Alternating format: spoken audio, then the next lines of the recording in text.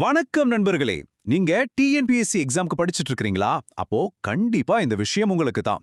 இப்போ சோஷியல் மீடியாவோட ஒரு நியூஸ் பயங்கரமா வைரல் ஆயிட்டு இருக்கு. அதாவது 2026க்கான ஆனுவல் பிளானர் ஒரு குறிப்பிட்ட தேதியில வரப்போகுதாம்.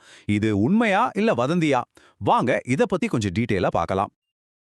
என்ன அந்த நியூஸ்ன்னு பார்த்தீங்கன்னா, டிசம்பர் 4 2026க்கான டிஎன்பிஎஸ்சி பிளானர் ரிலீஸ் ஆக போகுது அப்படின்னு ஒரு தகவல் பரவிட்டு இருக்கு.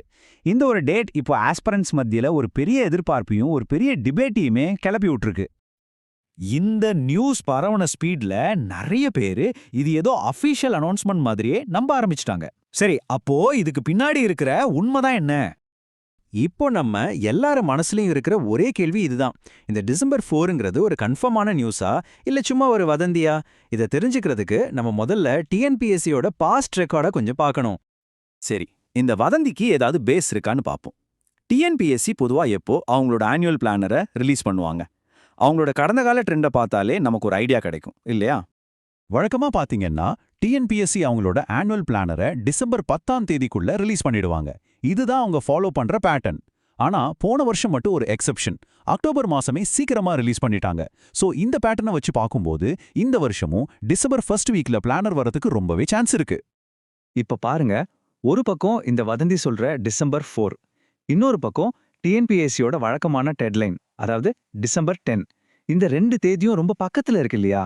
இதனாலேயே இந்த நியூஸ் சும்மா ஒரு கற்பனை இல்ல, இது உண்மையா இருக்க நிறையவே வாய்ப்பு இருக்குன்னு நமக்கு புரியுது.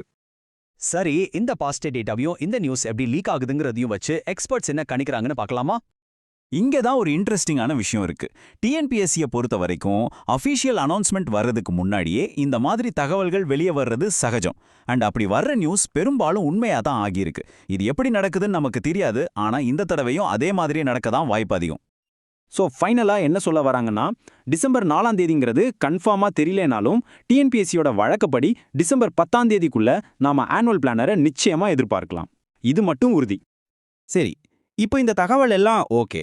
ஆனா ஆஸ்பிரன்ஸ் ஆன உங்களுக்கு இது என்ன சொல்லுது? நீங்க அடுத்து என்ன பண்ணணும்? நம்ம செய்ய வேண்டியது என்ன? டேட் டிசம்பர் 4ஆ இல்ல 10ஆங்கிற டிஸ்கஷனை இதோட நிறுத்திடலாம். முக்கியமான விஷயம் என்னன்னா, பிளானர் இன்னும் கொஞ்சம் நல்லா வரப்போகுது. அதுதான் உண்மை. இதுதான் உங்க ப்ரிப்பரேஷனா இன்னும் தீவிரமாக்க சரியான டைம்.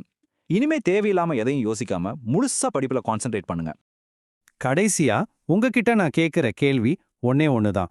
பிளானர் எப்போ வேணாலும் வரட்டும், ஆனா அது வர்றப்போ எக்ஸாமை ஃபேஸ் பண்ண நீங்க 100% தயாரா இருப்பீங்களா?